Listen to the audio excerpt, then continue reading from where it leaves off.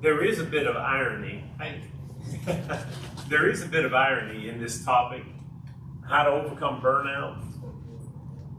Don't hold classes for preachers on Saturday morning at 8 a.m.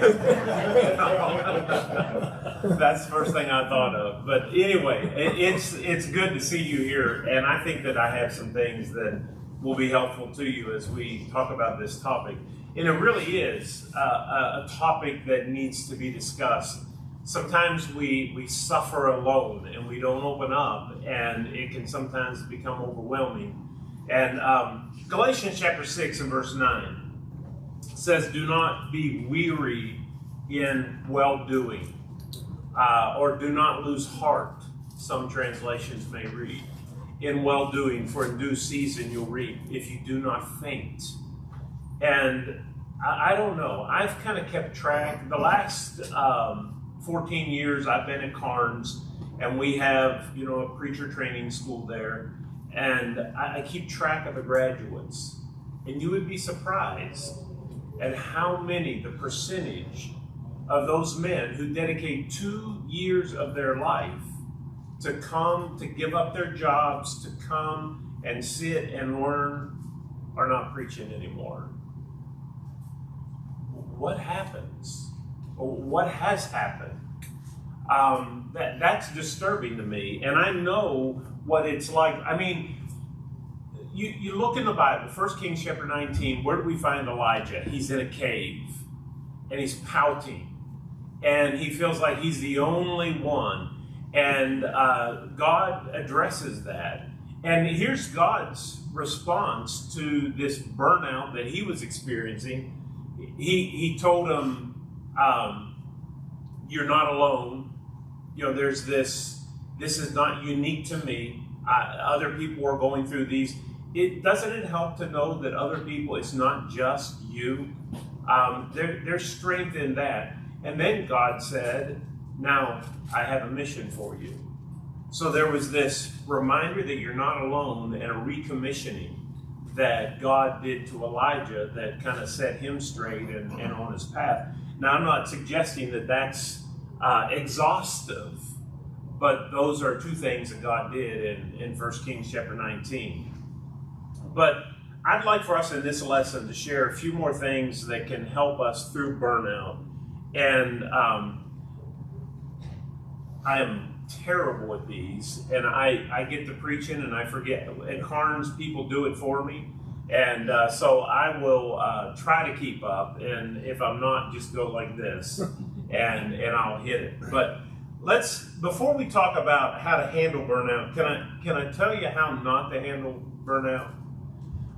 Because this is what we often see. Sometimes people just quit. They get frustrated and they quit. They get out of ministry. I can tell you example after example.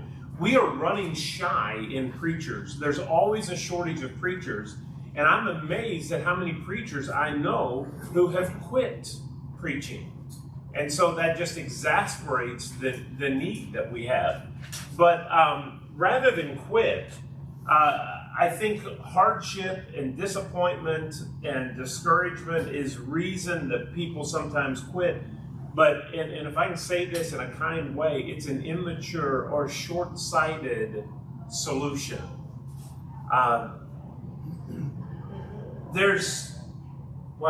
When I was growing up, I had a friend. We had a nice little neighborhood, and we had all these boys in it, and we all played ball. My backyard was shaped it was a baseball diamond, so we played baseball and football in our backyard. Everybody, and there was one boy who had gear, all kind of stuff, and he would come, and we needed him to make the sides even, and if the least little bit of something happened to discourage him, the expression, take your ball and go home? That was literally him. That was that boy.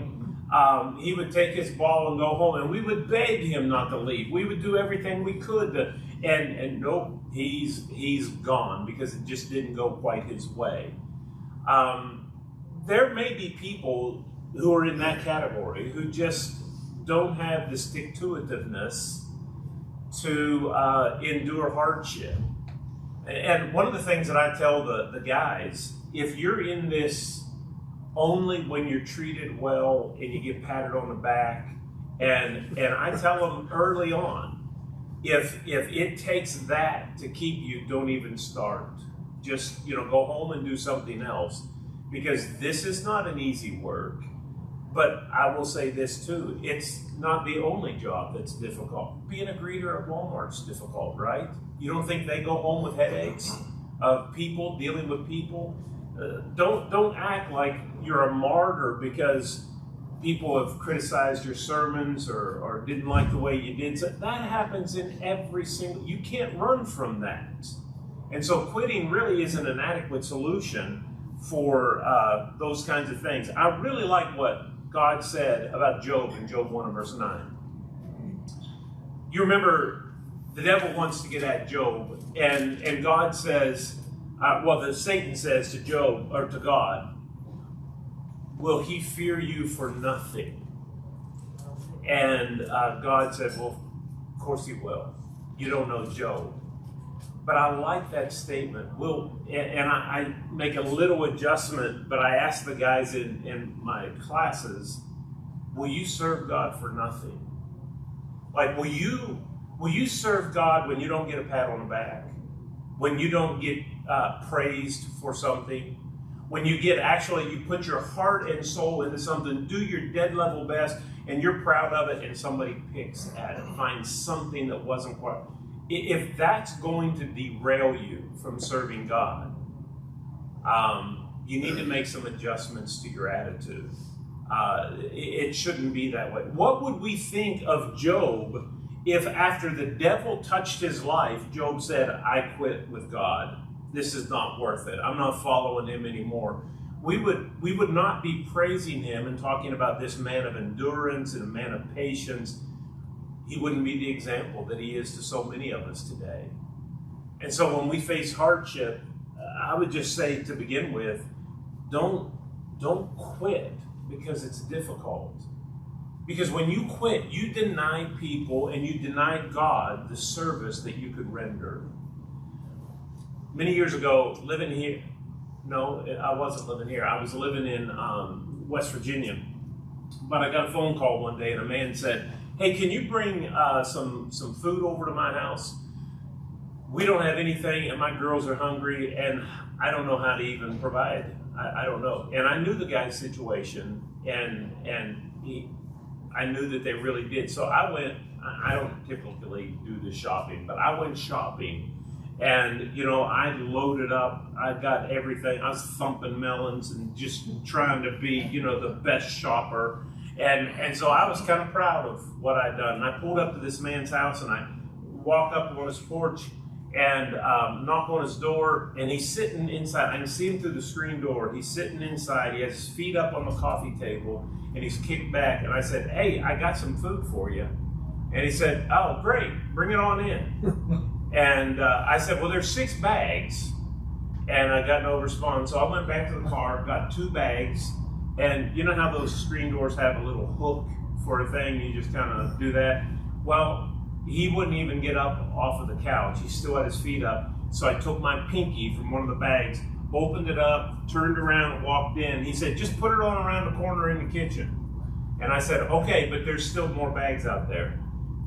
Put it down. I came back around. He's still sitting there. That's kind of bothering me a little bit. So I went back to the car, got the next 2 bags, did the same routine, and I said, there's 2 more bags, if you don't mind. And I put those down, and I come back around, he's still sitting there. Now I'm about to be done with it. I go get 2 more bags, bring them up, and this time when I got to the door, he was not there. And as I come around the corner, he had been in the kitchen rummaging through what I'd gotten him.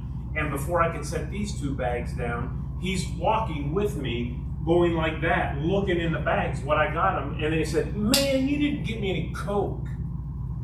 Oh, I so much wanted to take all of that right back to the car. And I was so furious. I wanted not to do service because of his attitude. And here's the point that I'm trying to make. If I would have gone back and taken all this stuff with me, there were two little girls that genuinely needed help, and I would have denied them the help. I can't allow what other people do to dissuade me from using my talents for God and my abilities to God. We need to realize that I'm not just serving you. If I were, you would upset me at some point and I wouldn't want to serve you. But I'm serving God primarily. And to allow another person's attitude to keep me from God's service, when you look at that objectively, you say, well, we can't let that happen. And so the first thing I would say is just don't quit. The second thing is don't move. How often do people run into trouble? And I know I've taken heat for saying this before, because I'll have some people that have gone through some really hard situation and they say, how dare you talk about not moving when you don't know my situation and what I've been through? I get it. I understand that. And I'm not saying a blanket thing that there's never a time to move. But I will say this. Sometimes we move when we shouldn't. That sometimes happens. Don't miss what is said in Acts 14, verses 2 and 3. I want you to see that. Paul was at Iconium, and he said that there were a great multitude of Jews and of Greeks who believed. Sounds like the war's going great. But the unbelieving Jews stirred up Gentiles and poisoned their minds against the brethren. Trouble. There's trouble now. They're at a place where there is trouble. The community is stirred up against the church. And notice the verse 3. Therefore, they called you all. They packed up and moved. No. Therefore, and it's causal. It's not coincidentally, they stayed. But therefore, they stayed there a long time, speaking boldly in the Lord, who was bearing witness to the word of his grace, granting signs and wonders to be done by their hands. Do you see that? They stayed a long time because there was trouble. They weren't fleeing it.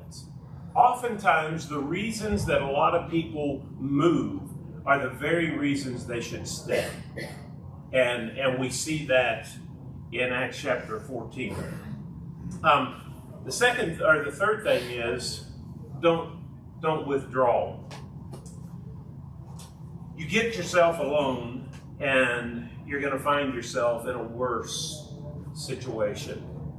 Sometimes people don't know where to go, don't know who to talk to, especially preachers, because you don't want to take church problems to church members and necessarily and risk that, getting broadcast throughout the congregation.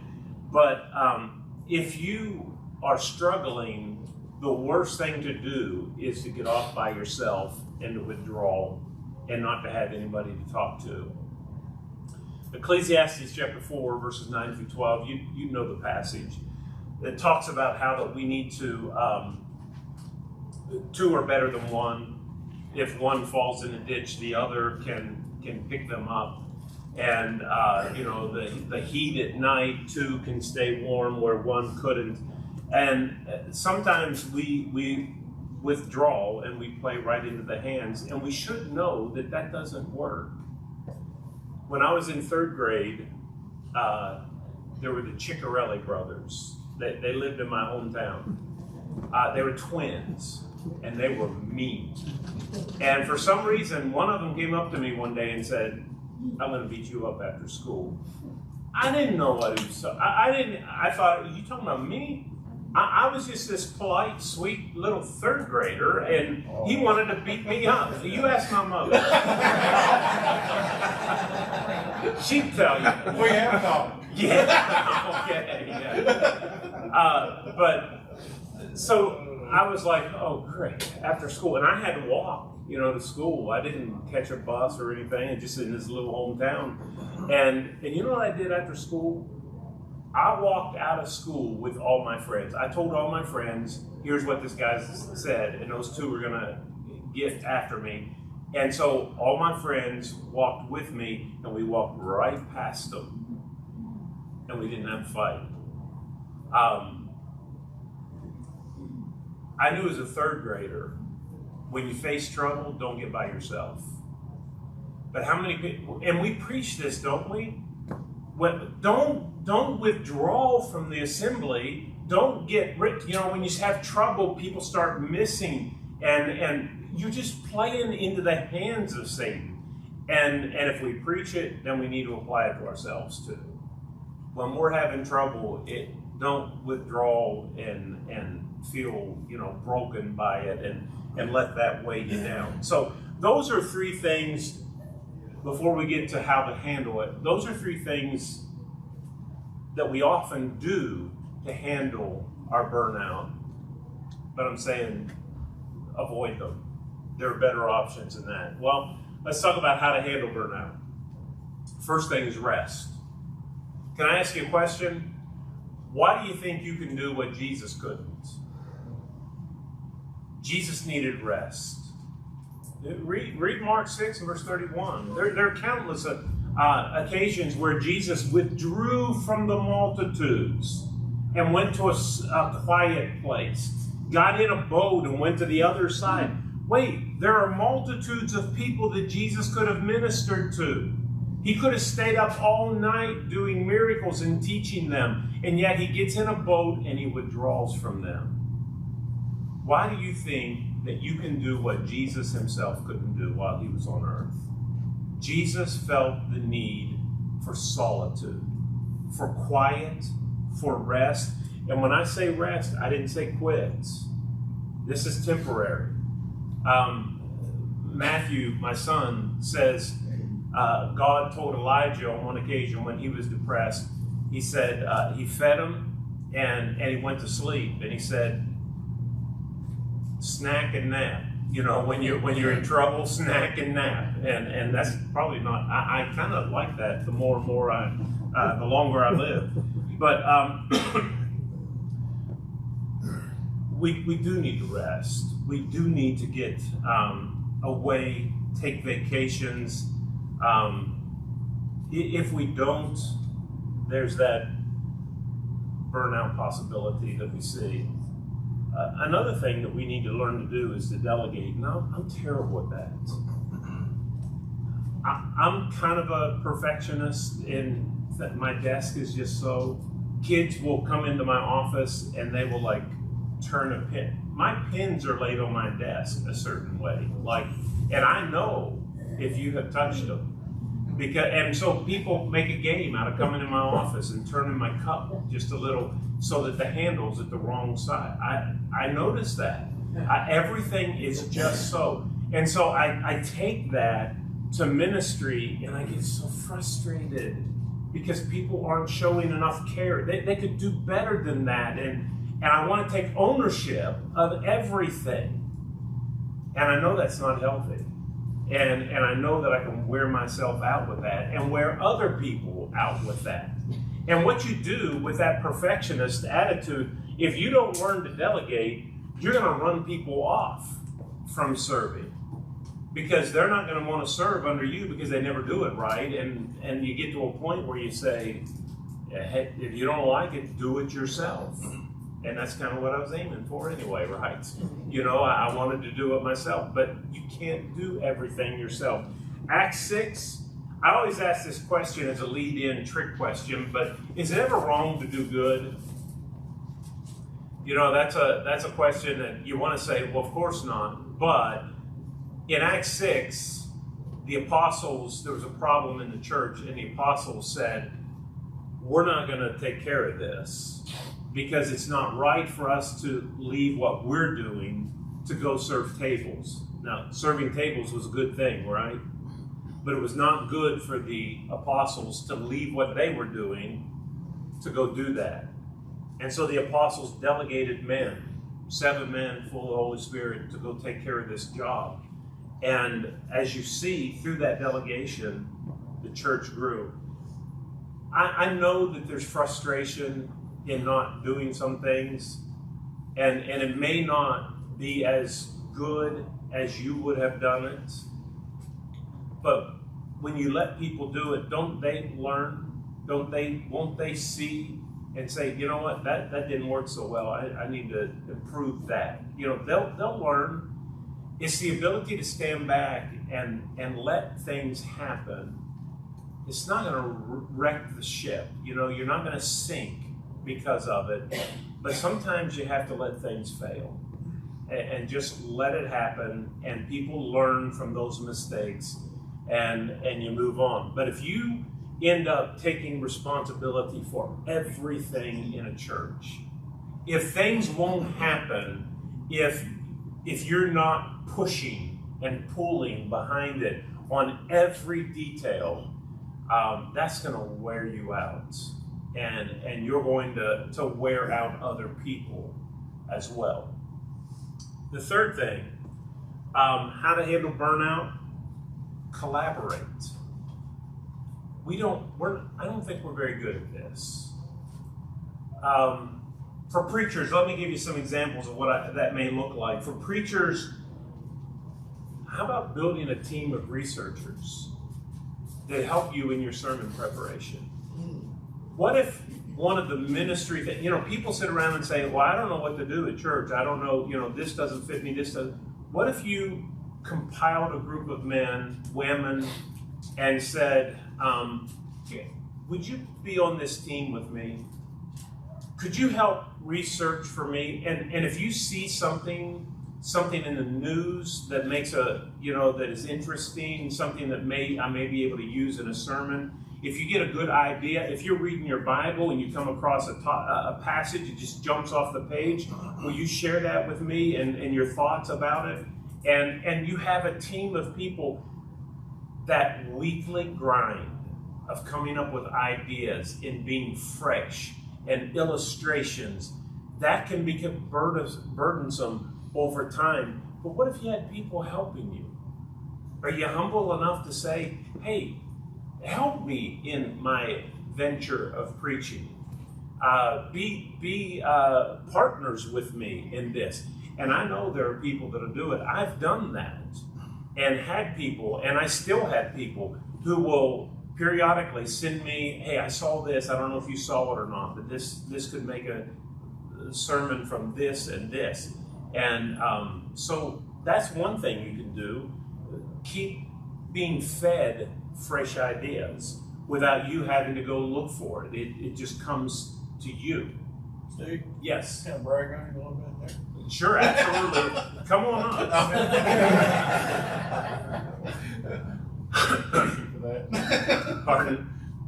When I think of that word collaborate, I remember when you and Kim and a group with the education put together all that work.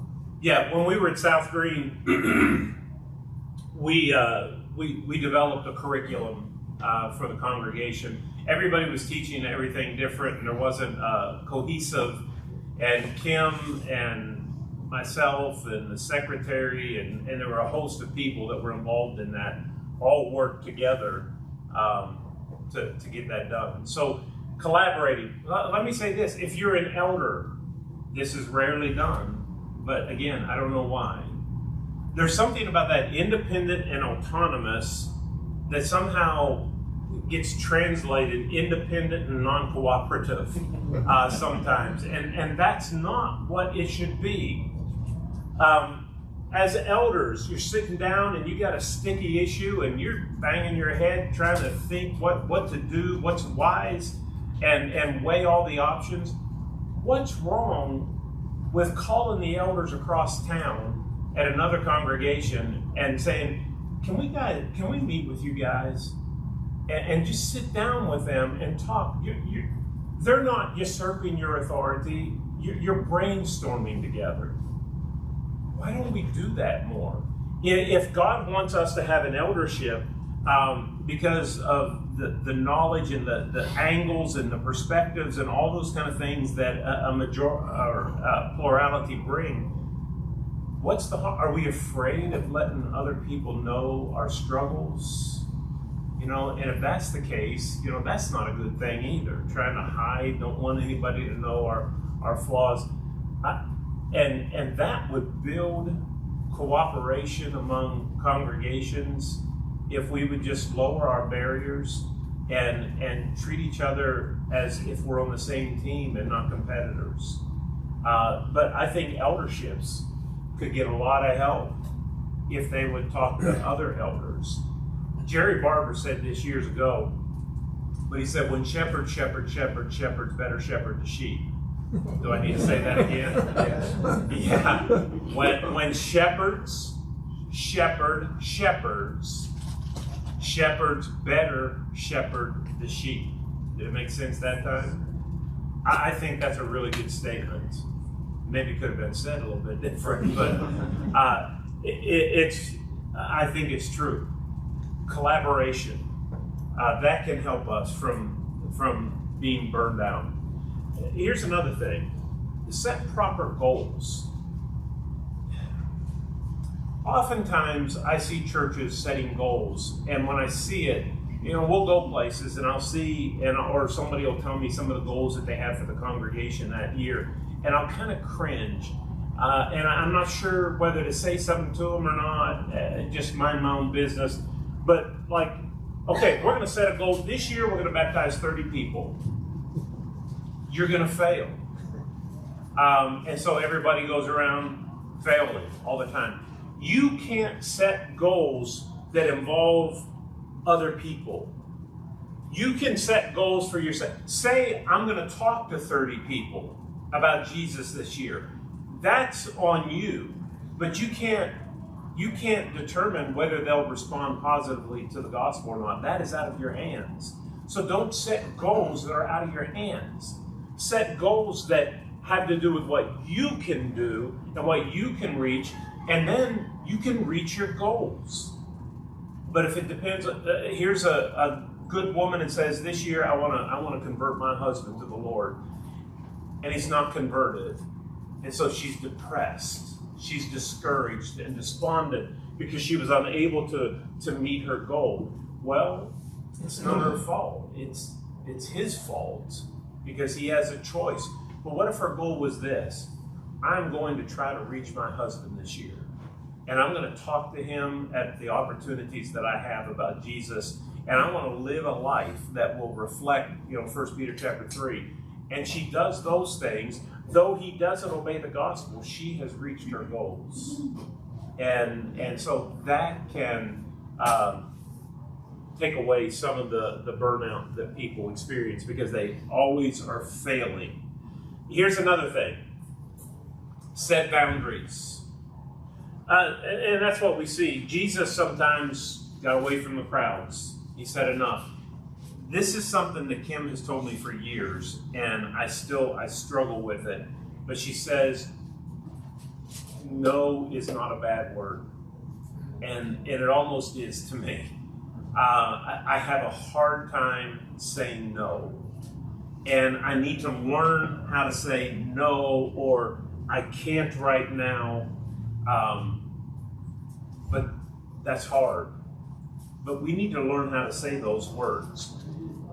You need time to yourself and to your family. And if you're out trying to reach the world and you lose your own family, what have you accomplished?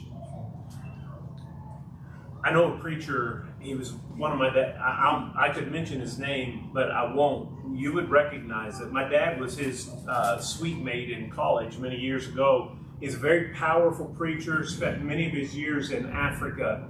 And I went to lunch with him and my dad after a lectureship session one time. And I sat and listened to them talk. And he said, I went to Africa to save the world. And in the process, I lost my kids. And I've never forgotten that statement. I was probably in college when I heard him say that. And what a sad commentary. don't forget your own family. You need to give them time, and you need to give them attention. You need to be at their ball games and their band concerts and all those things. And if you're out trying to save the world and you fail your family, you have failed the Lord in the responsibilities that He's given you as a father and a husband. And then let me give you this as well. Remember this truth in 1 Corinthians chapter 5 and verse 12, or verse 10. We must all appear before the judgment seat of Christ, and give an account for what we have done in our bodies, whether good or bad.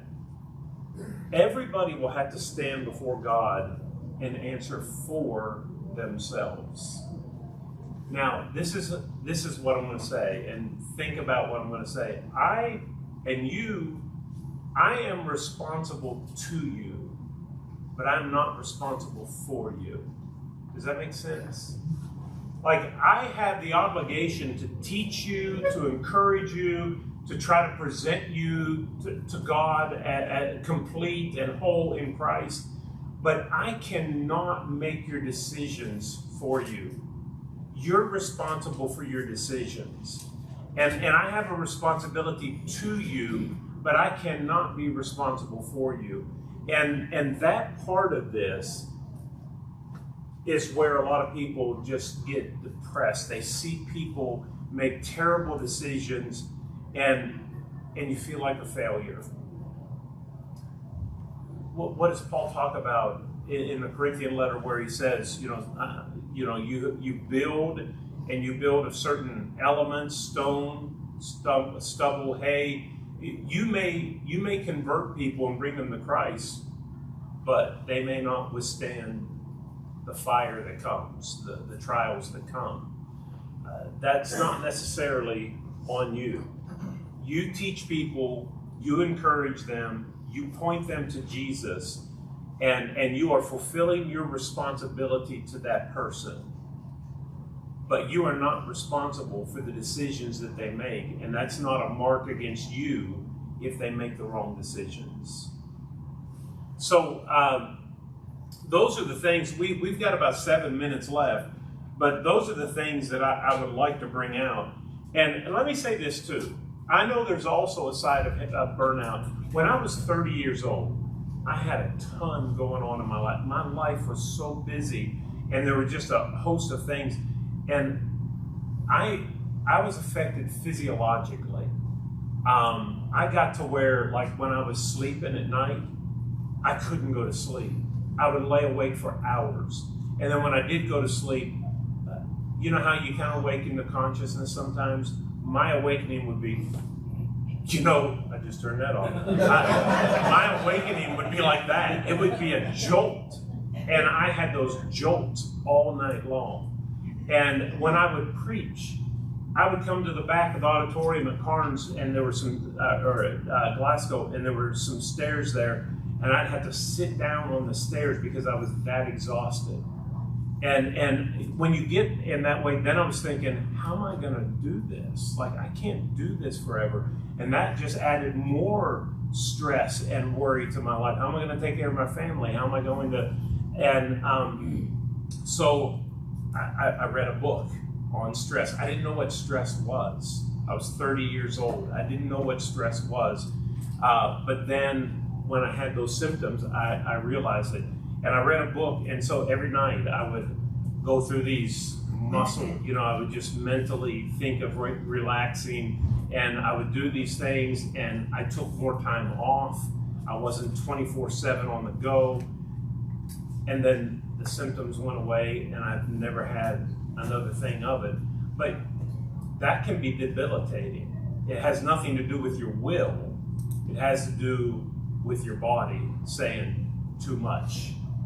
And so if you find yourself in that situation with regard to burnout, you need to do something to help yourself physically, as opposed to some of the decision things that we've made here. What are your, we got 5 minutes. Do you have any comments, questions, anything to add, experiences? Steve, Yes. Brother Baxter told me one time, he said, Bob, if you'll take your relationship with God first, your wife second, your children third, your ministry, which is your vocation fourth, God will make sure you succeed and you're happy in that. Yeah. And that's really, really true. Yeah, Do it. priorities are important. Don't get things. Sometimes the urgent crowds out the important, and we've got to be guarded and make sure that everything is. Even my basketball coach said in high school said, God first, family second, basketball third. And so when the first time I had to say, hey, I can't be here for practices on Wednesday night, I was all prepared to quote back to him his, he gave us this handout of rules and all this stuff. And I was prepared to say, you said God first, and now you're going back on it. But he was totally fine with it. He didn't have a problem. So priorities, yeah, they're really important. What else? I think also this is where eldership can really help. To be in tune with their ministers. Yeah. And to know when they're going through that and to help them through that. Yeah. Elderships can be in tune with their preachers and to help them. We had an elder at Glasgow that, he would come in just unexpected one day. He'd stand at my door and say, shut off your computer, let's go golfing. Okay, I was fine with that. And so we would do that. But yeah, be aware if too much is on them. One of the things to consider too when we're talking about goal setting and just being realistic about things is you have to understand that many situations are going to take time to work itself out. So you're going to have to address it with patience, but you're going to have enough clarity in the situation to realize that a small movement in the right direction is enough. Yeah. Yes. Yeah. Anything else about the? Yes. I have a question about your second point on how not to handle burnout about moving. Yeah. I never considered Acts 14 verses 2 and 3, and I'll consider that a little bit better. But 2 verses later, finds them fleeing from the same situation. How do you have the wisdom to know that a situation is difficult, but you can still work in it, versus this is now damaging to me in my emotional, physical, mental health, spiritual health, and that of my family? And how do you, how do you justify the two? It's wanting to stay and be long-suffering and do a good work versus, realizing that it's ultimately detrimental to you staying in that work.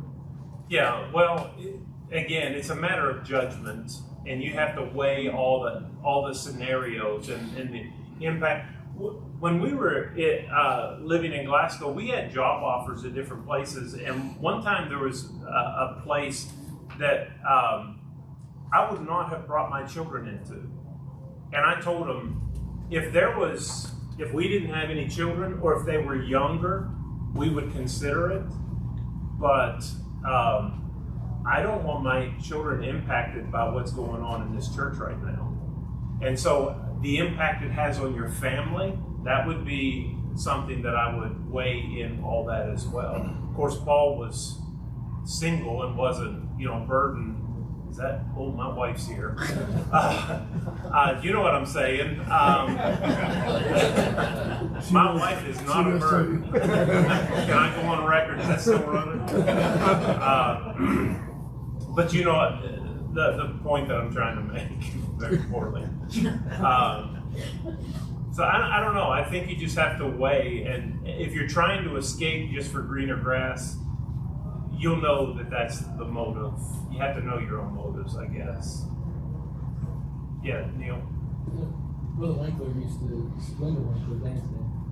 would say something like Matthew 16:26, "What's that proper man who gains the whole world and loses his own family, or may give in exchange for his family?"